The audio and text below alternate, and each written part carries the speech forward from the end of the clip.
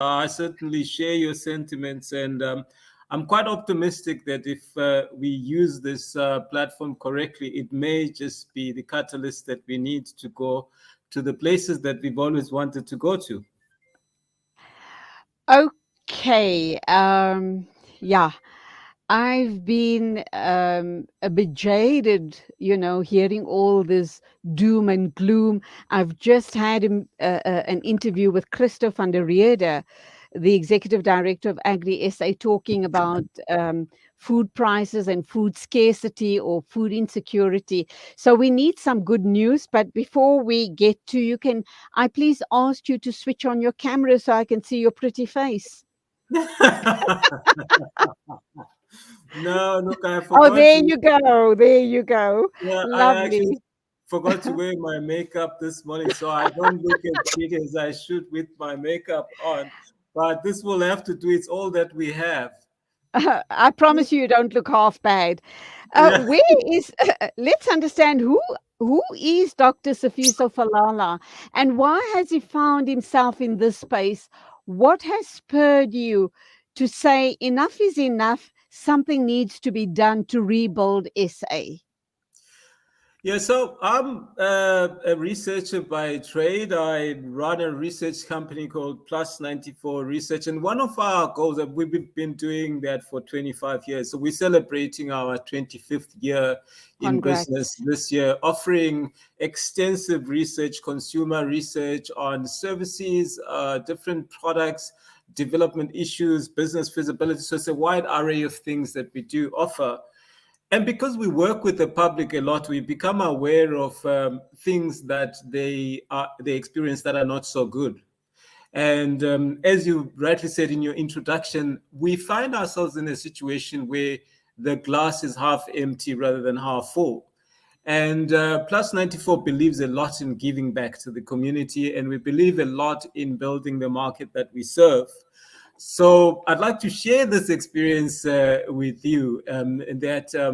We hope we have a country where it's not just about the extraction of profits and the extraction of value for everybody. That at the end of the day, for most people, it's also about building the society and then extracting value. So this is what Plus 94's thinking is. And we then went on to establish a business called Priority Performance Projects, which looks at projects that are a priority. So we've identified communication with each other and not past each other as a priority, but we've also prioritized the diagnosis of problems that we face and how we tackle them as a priority. We think we have problems, but they're not as bad as they appear to be. They are exacerbated by the way in which they are verbalized, certainly by I'm ourselves. glad. I'm glad you're very optimistic about it. I'll tell you what our biggest problem is and how frustrated I am about it.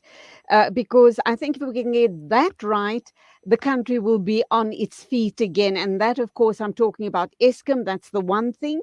And number two, what you've said up to now sounds very doable. It sounds very optimistic.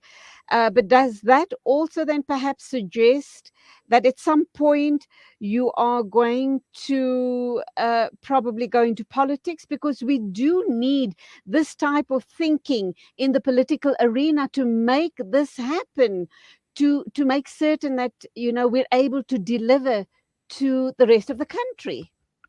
Yeah, well, there's a zero chance that we will go into politics. Certainly not for me. You require too many skills in politics, which are way beyond my pay grade. I think that you got to understand that society consists of government, private sector, and I suppose state-owned as enterprises and civil society. We are not even civil society. We're actually a part of business, and we're saying that actually our view is that South African business doesn't do enough to help citizens, because South African Wow. business has a lot of access to resources. And if you look at just the security situation that we are facing, and the number of, and recently it was mentioned in Gauteng that we are going to be having these wardens, these crime prevention wardens. We don't know what the cost is, but can you imagine how many business it would have taken to have had these crime prevention wardens 10 years ago? Can you imagine, for instance, instead of investing in all of the fancy walls and security alarms and all of that, if business had gotten together using their vast resources to actually ensure that areas that are hotbeds for crime are investigated thoroughly, and support police stations and support private security firms and support the police. So I think my view is that business needs to do more, and this is what we are trying to do, that society cannot be dependent solely on the efforts of government purely because they are elected. We think we've got all these arms and we need to play a part, and certainly BuildRSA will reach out to everyone. In other words, we'll reach out to other businesses, we'll reach out to government, we'll reach out to civil society to say, work with us, this is what we are trying to do. So we don't think there's one center of making the country work. We think there's multiple centers, and this is the different approach from BuildRSA, that we have a country that has multiple centers and not just the one center. Okay, so what I'm reading between the lines is that South African business, obviously, we have way too many fat cats at the top earning big salaries. They should be taking from that and perhaps enlarge their social responsibility initiatives. Or maybe just create a different fund to start uplifting the communities in which they operate in. But that then doesn't or shouldn't absolve government's responsibility and government's ongoing looting as far as the country is concerned. So how do you read all of that? Am I kind of, am I on the right track when I suggest that? Yeah, look, Baj, look at government. I think government is doing what it can. Certainly, my problem with government is that government is not ambitious enough. You never hear any ambitious plans from government. They are always firefighting, and they have lots of knee-jerk reactions to things. If you hear a very ambitious plan for government for South Africa that is achievable, like their dream for the next 2-3 years, please let me know, because I'm yet to hear of that ambitious plan. So you do need to have a bit of ambition as a country. So government certainly lacks ambition, but also admittedly, they work on a probably 1 trillion rand, 1.2, 1.3 trillion rand budget, which is a small budget compared to what businesses work with collectively. So government is limited, and the expectations from government are probably more than what government can achieve, given further that government does not currently prioritize skills and competence. You also don't hear, government talking about the most talented people in a specific area. Whether it is a government department or a state-owned enterprise, you actually wonder what the ambitions are with regards to the allocation of positions. It's certainly not to allocate to people that will leverage and make the best use and give them the highest return. So there's no return on equity, there's no return on investment, it appears, from the point of view of government. So that's as far as government. But the private sector is so insulated and is actually quite counterintuitive that the private sector is not leading, because the private sector employs the majority of us. We work for the private sector, and the private sector has a clearer diagnosis of problems, and there is so much that it can do, including what it says, including its own ambitions for the country. In my experience, when one looks at corporate social investment programs by the private sector, they tend to be very narrow interests, they tend to be self-serving, and they tend to be megaphone, and they tend to be directed at, oh, but we're doing something about this situation.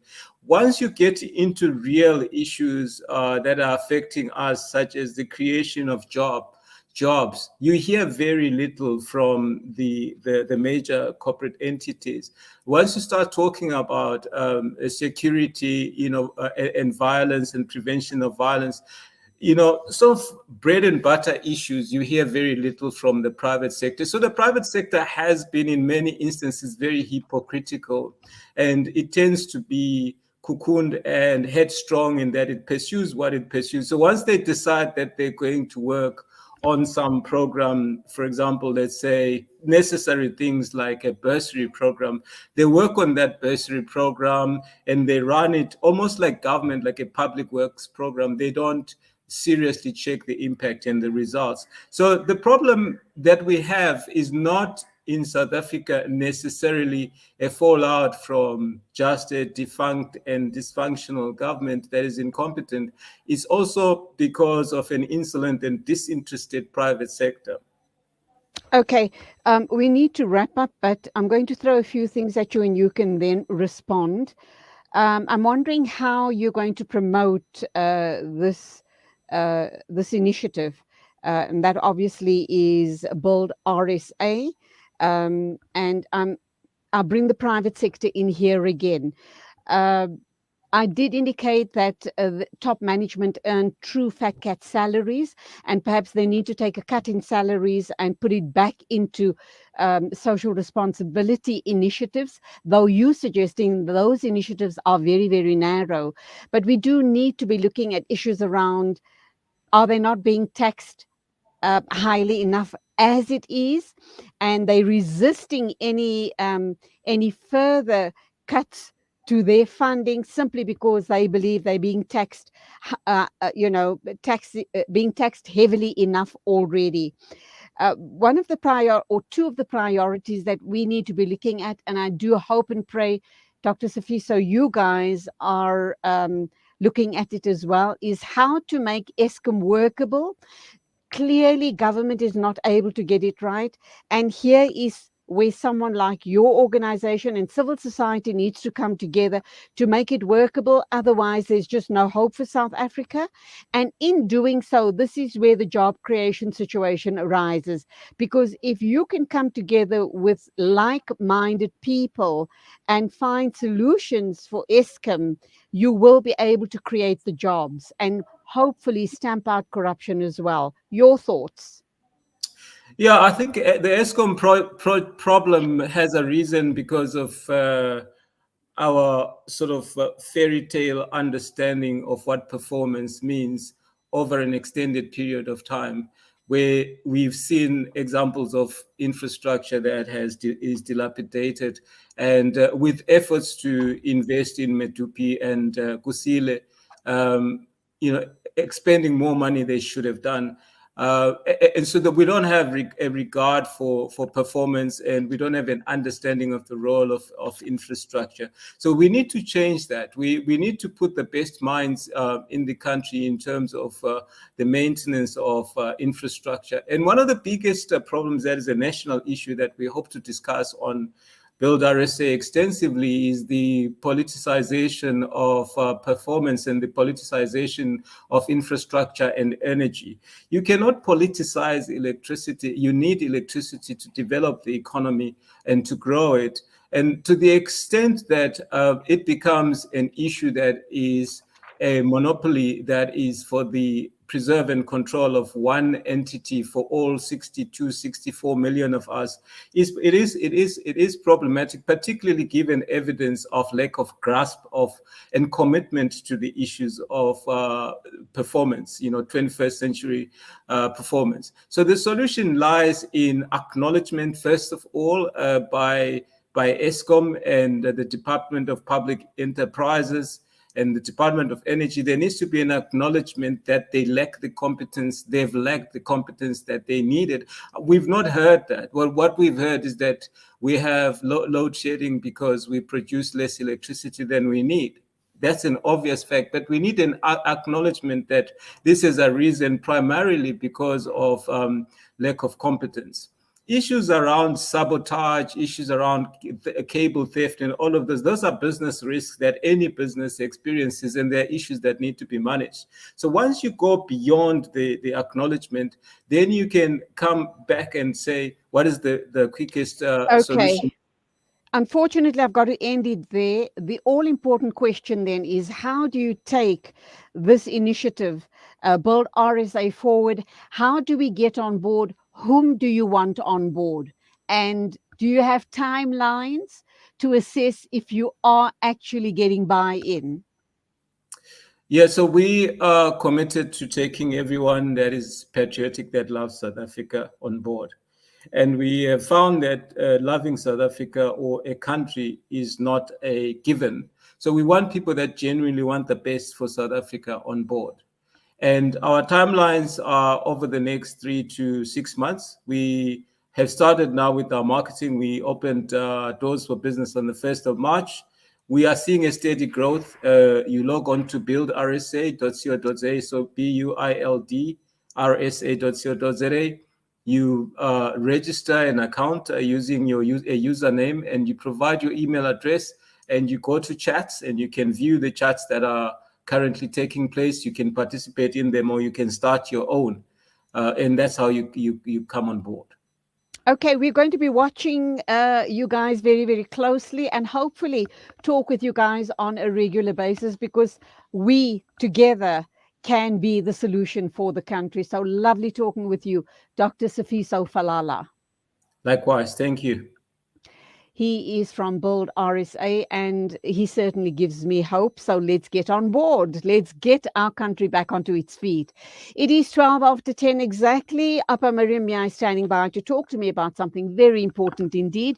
She'll be with us in a minute or two, inshallah.